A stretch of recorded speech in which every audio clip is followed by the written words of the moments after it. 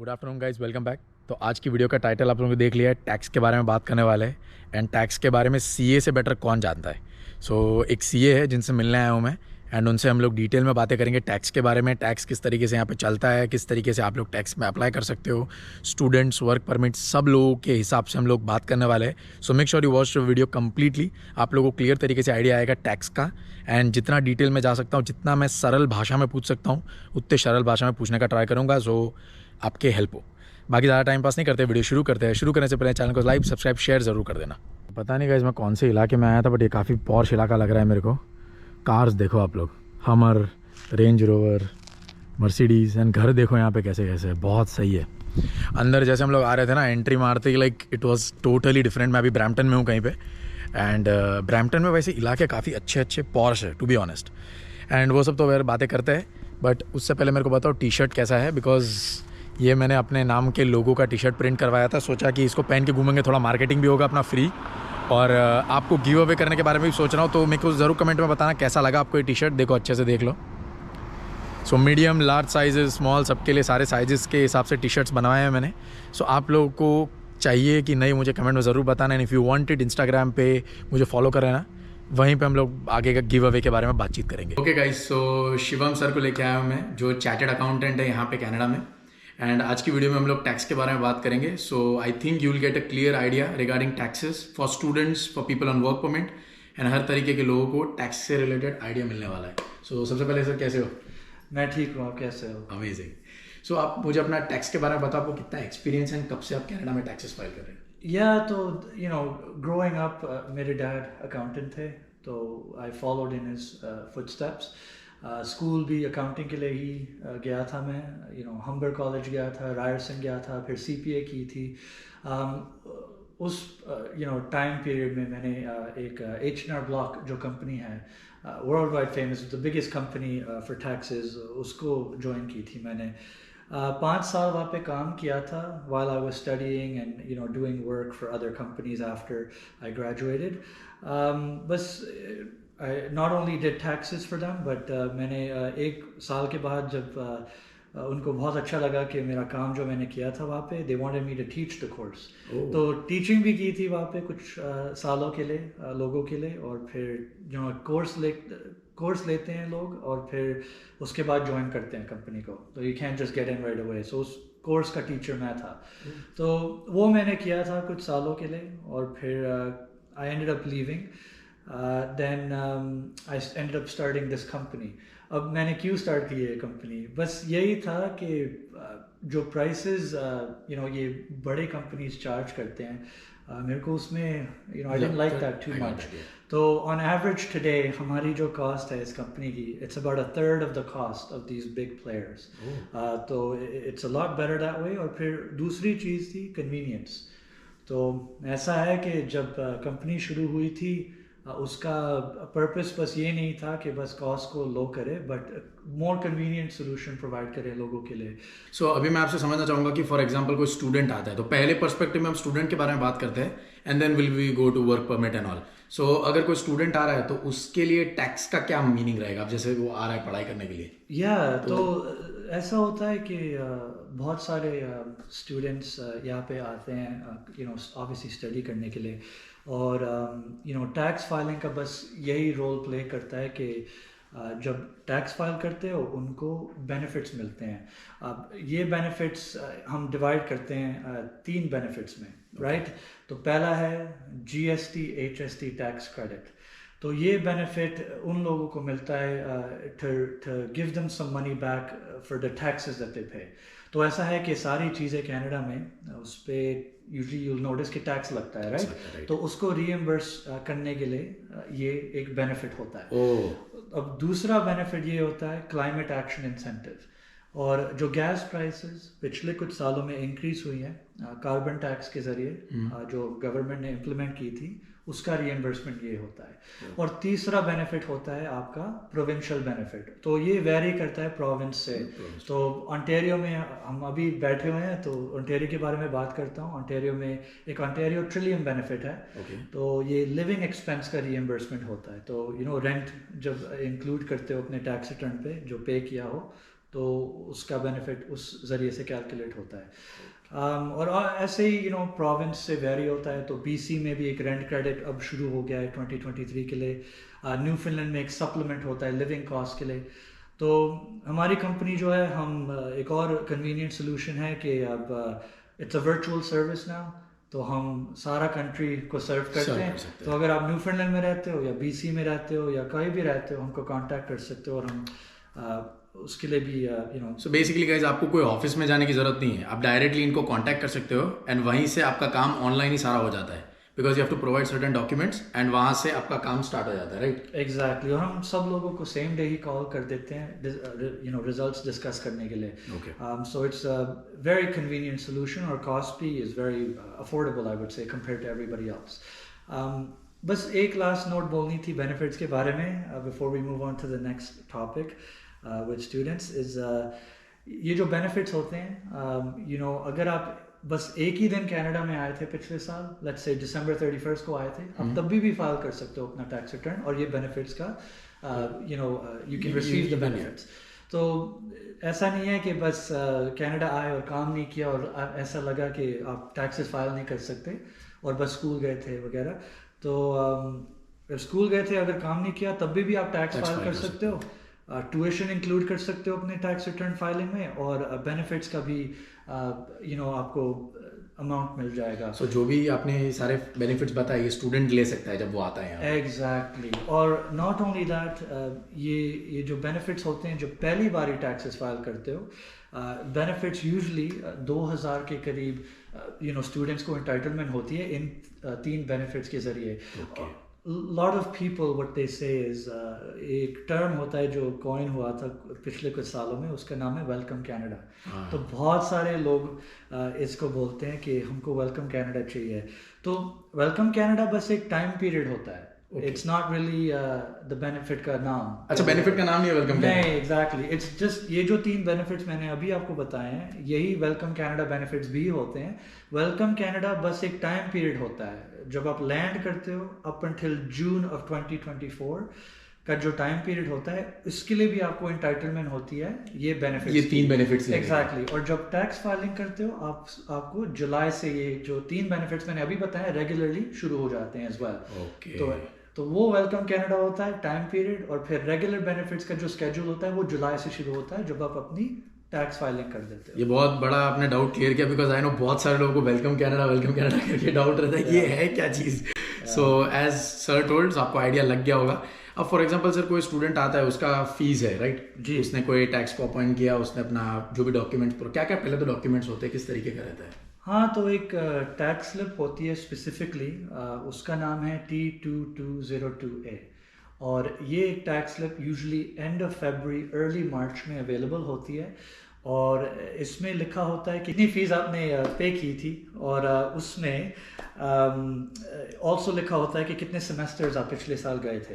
तो जो भी फीस उस सेमेस्टर्स की थी उसमें लिखा होता है। तो अगर आपने प्री पे 2 साल की होगी तो उसमें नहीं दिखेगा, बस वही सेमेस्टर्स की फ़ीस होगी जो आपने अटेंड की थी पिछले साल में। अब इम्पैक्ट टैक्स रिटर्न पे ऐसा होता है कि ट्यूशन एक टैक्स क्रेडिट होता है, आपके टैक्स को रिड्यूस करता है। अब अगर टैक्स को रिड्यूस करेगा तो पहले टैक्स ओइंग होना चाहिए, राइट? तो टैक्स ओइंग होने के लिए आपको इनकम होनी चाहिए अपने टैक्स रिटर्न पे। अब कनाडा में मिनिमम इनकम 17,000 के करीब होनी चाहिए एटलीस्ट टैक्स ओइंग बनाने के लिए। जब टैक्स ओइंग बन जाता है, आपका टैक्स क्रेडिट्स ट्यूशन का हम यूज़ कर पाते हैं टैक्स को रिड्यूस करने के लिए। और जो भी आपने प्री पे किया हो अपने काम से, जब काम करते हो आप ऑब्वियसली थोड़े से टैक्सेस भरते हो, तो जो वो टैक्सेस होते हैं वो आपको सारा वापस रिफंड मिल जाता है। हाँ, तो टैक्स को रिड्यूस करता है, और फिर हम कंपेयर करते हैं कि कितना टैक्स आपने ऑलरेडी पे किया साल में, और वो वापस मिल जाता है आपको। उसमें से कितना परसेंटेज मिलता होगा आपके? 15% ऑन्टेरियो में होता है, but it varies with province. तो एक फेडरल टैक्स होता है और फिर एक प्रोविंशियल टैक्स होता है। ये क्या होता है अभी? हाँ, तो फेडरल कनाडा वाइड होता है, उसका टैक्स होता है वो 15% होता है जब आप 50,000 से कम बनाते हो। तो फीस की भी आपको 15% की क्रेडिट मिलती है। अब अगर आप ऑन्टेरियो में हो तो प्रोविंशियल का कोई ट्यूशन क्रेडिट नहीं मिलता, बट अगर आप BC में हो फॉर इंस्टेंस तो उस प्रोविंस का आपको प्रोविंशियल क्रेडिट भी मिलता है। तो it varies with the province. Ontario में भी एग्जिस्ट होता था पिछले कुछ सालों में, बट वो एलिमिनेट हो गया। हाँ ओके। सो वो अब फॉर एग्जांपल कोई यहाँ पे है, हम लोग कोई स्टोर में जाते हैं कोई चीज़ लेने के लिए, राइट? सो लोग बोलते हैं ना 13% टैक्स है, ओंटारियो में 13% टैक्स है जी। तो वो 13% टैक्स ब्रेकडाउन कैसे, क्या क्या होता है वो टैक्स में? हाँ, उसका बस मतलब यही होता है हार्मोनाइज सेल्स टैक्स। ये बस एक टैक्स होता है जो आप पे करते हो सर्विसेज और प्रोडक्ट्स जो आप बाय करते हो कनाडा में। बिजनेसेस का एक रिक्वायरमेंट होता है कलेक्ट करने के लिए, but I would say that for a lot of people ज़्यादा वरी करने की कोई ज़रूरत नहीं है, क्योंकि जैसे मैंने पहले कहा आपको एक बेनिफिट मिलता है GST HST टैक्स क्रेडिट, जो आपको रीएम्बर्स करता है थोड़े से टैक्सेस के लिए जो आप पे करते हो इन चीज़ों पे। अब वो बेनिफिट परचेसेस से लिंक्ड नहीं है, it's linked to your income. तो जितना ज़्यादा इनकम बनाते हो उतना कम बेनिफिट बन जाता है। तो उस हिसाब से चलता है। It's not linked to any purchases that you make. Okay okay okay. And tax filing तो आप अगर कमाते नहीं भी हो तो भी कर सकते हो, थोड़ा बहुत कमाते हो तो भी कर सकते हो। जैसे सर ने कहा अगर आप स्टूडेंट हो तो आप टैक्स फाइल कर सकते हो, कुछ ना कुछ आप लोग को रिटर्न में मिलता ही है। Exactly, I recommend everybody to do it. अगर आप इवन इफ आप कनाडा 2024 में आए थे, आप अपने बेनिफिट्स का एप्लीकेशन अभी भी सबमिट कर सकते हो और टैक्स फाइलिंग की ज़रूरत नहीं है उसमें। और यही आपका वेलकम कनाडा पीरियड फिर बन जाएगा जब हम बेनिफिट्स की एप्लीकेशन सबमिट करते हैं। तो जो भी सिचुएशन हो, अगर आप कनाडा में हो तो फिर I think it's very wise to do your tax return या बेनिफिट्स की एप्लीकेशन भरना। एंड अगर टैक्स फाइल कर रहे हो गाइस तो लिंक डिस्क्रिप्शन में है, just go fill the form and आपको सर की टीम कांटेक्ट करेगी। सो वहाँ से आप अपना पूरा टैक्स फाइलिंग का प्रोसीजर सर के साथ स्टार्ट कर सकते हो। So make sure you do that. Yeah, and I would just say that इस इंडस्ट्री में बहुत टाइम हो गया मेरा, तो 10 साल से भी ज़्यादा हो गया अब टोटल में। तो मैंने बहुत सारी चीज़ें देखी हैं मेरे टाइम पे, और I would just say that there is a lot of companies out there के they kind of take advantage and they charge a lot of money for these services. So be careful कि पहले find somebody that's a very good accountant. और दूसरी चीज़ है कि make sure that the price is reasonable. Canada में our cost of living is very expensive now. तो इन दोनों चीज़ें की you should make sure you're with the right person, क्योंकि इट्स वेरी इजी बेनिफिट्स की जो एप्लीकेशन होती है वो सही तरीके से नहीं फाइल हो। It's very easy that a lot of accountants in our industry they don't do the right job. अगर कुछ गलत हो, हमारी एक फुल टीम है कस्टमर सर्विस प्रोवाइड करने के लिए पूरे साल तक। तो we don't only operate for 2-3 months like a lot of businesses. हम पूरे साल आपके क्वेश्चंस आंसर करते हैं कि जो भी चाहिए हो। परफेक्ट। तो स्टूडेंट्स का यही था सर, और कुछ है? नहीं, I think last thing I would just से इज कि ट्यूशन का जो टैक्स क्रेडिट होता है, अगर आप यूज़ नहीं कर पाओ क्योंकि पहले कुछ सालों में आप ज़्यादा इनकम नहीं होती एज अ स्टूडेंट, ये जो टैक्स क्रेडिट्स होते हैं डिसअपीयर नहीं होते, ये कैरी फॉरवर्ड हो जाते हैं और कभी एक्सपायर नहीं होते। Okay, that's good. वो एक चीज़ बतानी थी। तो सो आप इसका बेनिफिट आगे जाके भी ले सकते हो इफ यू डोंट नो। बहुतों को लगेगा शायद अभी ये सीजन चला गया तो हो गया हमारा। एग्जैक्टली, या तो उसकी कुछ चिंता करने की जरूरत नहीं। सो आई थिंक स्टूडेंट जो देख रहे हैं उनको एक आइडिया मिल गया होगा सर के बात से। अभी हम लोग जाते हैं नेक्स्ट हमारे वर्क परमिट वालों के पास। सो वर्क परमिट का किस तरीके का रहता है सर? वहाँ पे किस तरीके से क्या क्या चीज़ें इंपॉर्टेंट होती है? हाँ, तो वर्क परमिट लोग जो पे आते हैं कनाडा में, आई वुड से the biggest thing is obviously कि जब काम करते हो आपको एक T4 का एक डॉक्यूमेंट मिलता है जब साल ख़त्म हो जाता है, या अगर सालों से भी हो तो T4 का एक डॉक्यूमेंट होता है जो आप ऑब्वियसली यूज़ करते हो टैक्स फाइलिंग के लिए, right? Usually end of February या अर्ली मार्च में आपको ये डॉक्यूमेंट मिल जाता है और फिर आप यूज़ कर सकते हो टैक्स फाइलिंग पर्पसेस के लिए। अब advantages I will say for work permit people is कि यूजुअली पीपल जो वर्क परमिट में होते हैं उनकी इनकम थोड़ी सी ज़्यादा होती है स्टूडेंट्स से कंपैरिजन जब हम करते हैं। तो अगर इनकम ज़्यादा होती है तो इसका मतलब टैक्स ओइंग भी बनेगा इस बारे में, क्योंकि फिर जैसे मैंने पहले कहा 17,000 से ज़्यादा बनाते हो तो टैक्स ओइंग तो बन ही जाता है, राइट? तो क्या क्या टिप्स हैं कनाडा में जो आप यूज़ कर सकते हो टैक्स सेविंग्स के लिए? तो आई वुड से the most important thing is something called the RRSP. ये एक रजिस्टर्ड रिटायरमेंट सेविंग्स प्लान होता है जो आप कोई भी बैंक से ओपन कर सकते हो। जब भी आप इसमें पैसे डालते हो आपको एक टैक्स डिडक्शन मिल जाता है और उस ज़रिए से आपको आपकी जो टैक्स की ओइन अमाउंट होती है जो हम कैलकुलेट करते हैं अकाउंटेंट से, और वो अमाउंट कम हो जाती है। तो उससे इनडायरेक्टली आपको फिर वापस और पैसे मिल जाते हैं टैक्स रिटर्न फाइलिंग पे। ओह। एक और अच्छी चीज़ RRSP की ये है कि ये पैसा जो होता है गायब नहीं हो जाता। ये एक इन्वेस्टमेंट अकाउंट है, तो इसमें पैसे जब डालते हो उसमें आप इन्वेस्ट कर सकते हो स्टॉक्स और म्यूचुअल फंड्स में।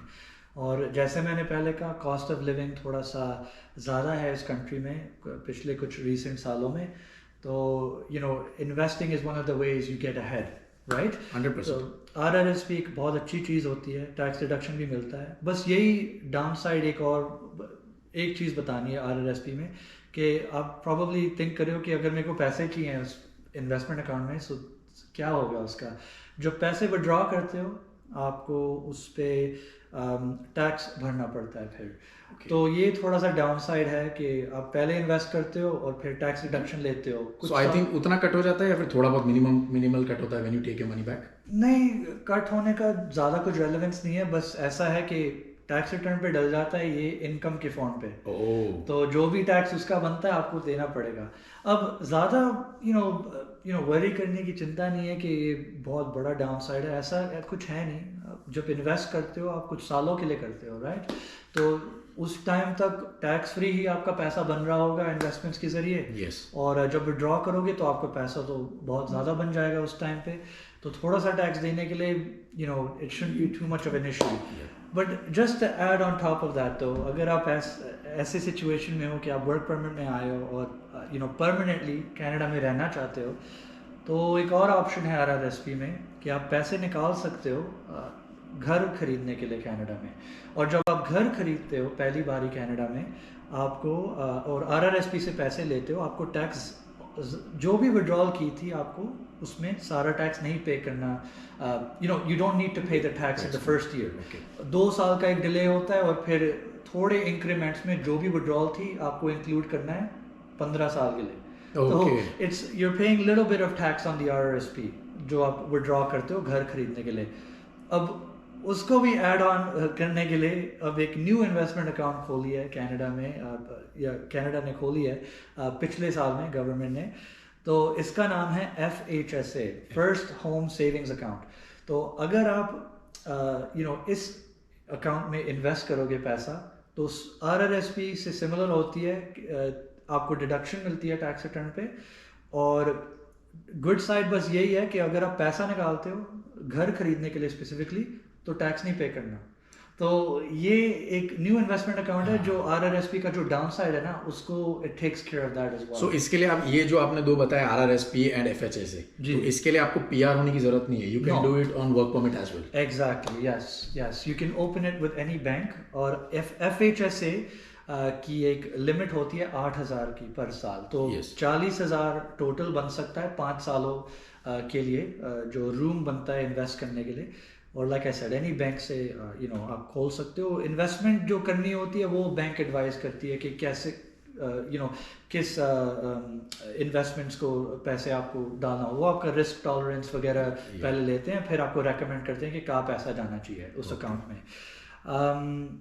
तो एक और चीज़ है, just I want to end it off with the RRSP thing is, अगर आपने ऑलरेडी पैसा RRSP में डाल दिया हो, आप प्रॉब्ली थिंक कर रहे हो कि भाई मेरे को तो एक दिन घर खरीदना है और FHSA ये तो बहुत अच्छी चीज़ है, अब अगर मैं विड्रॉ करूँगा और फिर FHSA में डालूंगा तो मेरे को तो पहले टैक्स पे करना पड़ेगा। Actually to take care of this आप ट्रांसफ़र कर सकते हो RRSP टू FHSA, जो भी पैसा हो वहाँ पे टैक्स नहीं लगता, टैक्स फ्री। Exactly. तो वैसे भी आप RRSP में कर सकते हो, रिटर्न ले सकते हो, and then when you want you can just transfer it to FHSA. Yes, or directly do the FHSA, और deduction फिर भी उसमें मिलता है। I'm just giving the option for people that already have money in the RRSP from before, right? क्योंकि ये 2023 में शुरू हुआ था, तो उससे पहले जो लोगों ने RRSP में ऑलरेडी इन्वेस्ट किया हो और वो चाहते हैं मूव करना पैसा उस अकाउंट में, तो स्टार्टिंग 5 years के लिए सर $8,000 का लिमिट ही रहेगा पर ईयर पर पर्सन। अगर मैरिड हो तो फिर दोनों लोगों इस्तेमाल कर सकते हैं, तो $16,000 के आसपास कर सकते हो FHSA। 80,000 बन सकता है, एंड दैट्स, और 5 सालों में अगर इन्वेस्टमेंट ग्रो होती है तो I think it's more than enough money to do a down payment on a house. Yes 100%। और फिर आपको तो रिटर्न भी मिलता है अपने पैसों पे टैक्स रिटर्न फाइलिंग के जरिए, राइट। टैक्स डिडक्शन जब होती है आपको ज़्यादा पैसे वापस मिलते हैं, तो ये एक रिटर्न बन गई, राइट। तो 20-30% की जो रिटर्न होती है, दैट्स प्रीटी सिग्निफिकेंट, राइट? यहाँ पे आपके स्टॉक में या म्यूचुअल फंड में कहीं पे भी इन्वेस्ट करोगे आपको उतना ही रिटर्न मिल रहा है यहाँ पे भी, अगर आप एक वे में देखने जाओ, if not more, and then उसके ऊपर जो भी इन्वेस्टमेंट होती है उसमें भी वैसा मिलता है। या 100%। तो ये तो बहुत अच्छी चीज़ गवर्नमेंट ने शुरू की है, स्पेशली क्योंकि house prices are very unaffordable right now, right? So, especially in GTA. Yeah, so I would say this is the best thing available to somebody on a work permit कि इसका इस्तेमाल करो, right? Even if you're not on a work permit और आप Canada में हो सालों से, you should always try to put money into the RRSP and FHSA if applicable, always.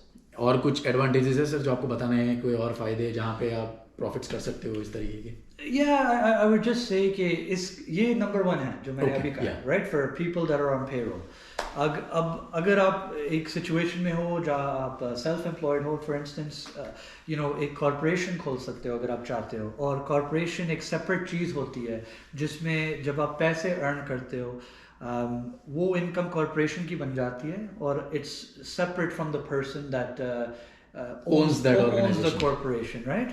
और ऐसे भी कर सकते हो, you can move money from the corporation to the personal, इतनी इनकम दिखा सकते हो ताकि आपको और बेनिफिट्स मिल जाए। तो ऐसा एक रूल है कनाडा में कि अगर 9,000 की इनकम हो, ये 9,000 to 35,000 की इनकम हो अपने पर्सनल में, और आप स्कूल नहीं जाते, आपको एक कनाडा वर्कर्स बेनिफिट भी मिल सकता है।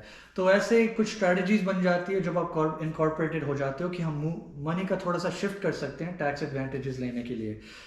तो ये एक चीज़ होती है, और कॉर्पोरेशन में एक और चीज़ होती है कि टैक्स रेट्स भी डिफरेंट होते हैं। तो कॉर्पोरेशन में टैक्स रेट्स बहुत कम होते हैं versus people that are on payroll.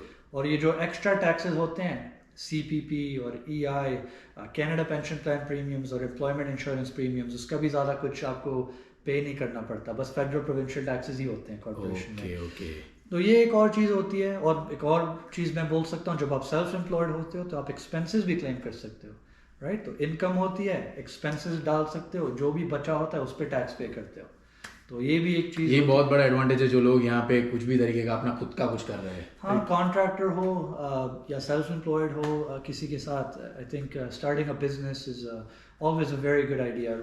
Canada as a country हम रिवॉर्ड बहुत करते हैं उन लोगों को जो बिजनेस शुरू करते हैं यहाँ पे टैक्स एडवांटेजेस के थ्रू। बिकॉज सर ने जैसे बोला, आप अगर बिजनेस करते हो, खुद का कुछ करते हो, तो वहाँ पे आपको सिर्फ फेडरल प्रोविंशियल और ये सब टैक्स लगेंगे, बट अगर जॉब करते हो तो आपका पेंशन प्लान पे कटता है, उसके अलावा वो जो टैक्सेस लग रहे हैं वो तो लगेंगे, उसके अलावा भी कुछ जाते हैं, राइट? हाँ, तो फेडरल जाता है, फेडरल टैक्स और प्रोविंशियल, ये दोनों टैक्सेस गवर्नमेंट के लिए होते हैं जो हमारी कंट्री को मैनेज करते हैं पैसों के साथ।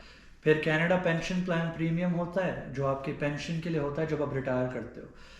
और फिर आखिरी में एम्प्लॉयमेंट इंश्योरेंस प्रीमियम्स होता है, और ये कवरेज होती है इन केस आप कभी जॉब लूज़ करें, राइट? तो जैसे कार इंश्योरेंस होती है, अगर कुछ एक्सीडेंट कभी हो जाए तो पैसे मिलते हैं। सिमिलरली अगर जॉब की कोई लॉस हो जाए तो थोड़ा सा कवरेज मिलता है while you are looking for the new job. तो यही 4 टैक्सेस होते हैं, बट पर्सनल में टैक्सेस इंक्रीज होते हैं फेडरल प्रोविंशियल जैसे आप और पैसा बनाते हो। कॉर्पोरेशन में आपको तो बहुत ज़्यादा पैसा बनाना पड़ेगा in order for the tax rate to go up. Ontario में तो बस 12% देते हो, दैट्स इट। फेडरल तो बस 15% में शुरू होता है जब आप पर्सनल टैक्स करते हो, और प्रोविंशियल का 5% होता है ऑन्टेरियो में, तो उससे बस शुरू होता है और बस इंक्रीज ही होते रहता है उससे। तो वेरी गुड एडवांटेज अगर आपको कॉर्पोरेशन खोलनी हो। और अगर कॉर्पोरेशन भी खोलनी हो तो लॉयर के ज़रिए मत जाना, हम भी ये सर्विस प्रोवाइड करते हैं और बहुत अफोर्डेबल होती है compare to a lawyer. Agreed.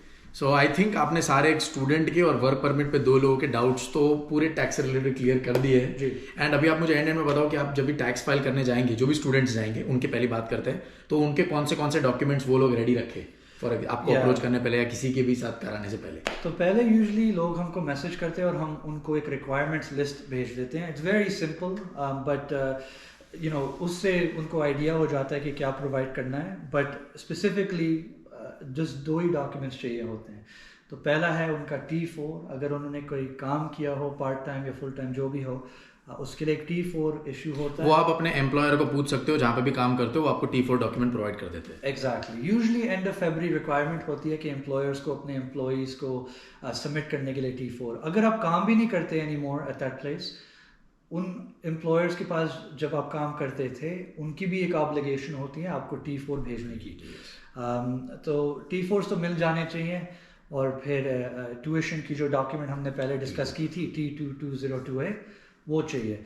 अब दूसरे क्वेश्चंस जो होते हैं वो बस पर्सनल क्वेश्चंस होते हैं। या सो वो उसके बारे में तो आप जब कांटेक्ट करोगे तो आपको आइडिया लग जाएगा। एग्जैक्टली और जो रेंट होता है वगैरह ऑन्टेरियो में फॉर इंस्टेंस या BC में हो, हम जिस अमाउंट क्लेम करते हैं और रेंट रिसीट्स तब भी चाहिए होती है जब CRA आपका कुछ रिव्यू करते हैं। और फाइल रिव्यू होने का चांसेस यूजुअली बहुत कम होते हैं, तो it's not you don't need the receipts right away. You can just claim the amount and maybe get the receipts later. थोड़े लोग ऐसे होते हैं जो प्रोक्रेस्टिनेट करते हैं टैक्सेस फाइल करने के लिए, और जब हमारे पास आते हैं कहते हैं कि हमने 10 साल से तो टैक्सेस ही नहीं भरा क्योंकि it's too much stress and anxiety. तो we try to make it as simple as possible in that case. तो जो भी हो हमें मैसेज कर दो and will assist you with the gathering of the documents too if you need it. 100%। Link description में guys as said, so वहाँ पे जाके आप लोग जो भी आपका प्रोसीजर है सर के साथ स्टार्ट कर सकते हो। जो भी आपको डाउट्स है वो आप बात कर सकते हो। सो आशा करता हूँ आप लोग को वीडियो अच्छा लगा होगा, एंड जो भी आपके राय है वो कमेंट सेक्शन में बताना। I will try to respond to as many people as possible. बाकी हम लोग मिलते हैं नेक्स्ट वाली वीडियो में, तब तक के लिए बाय बाय।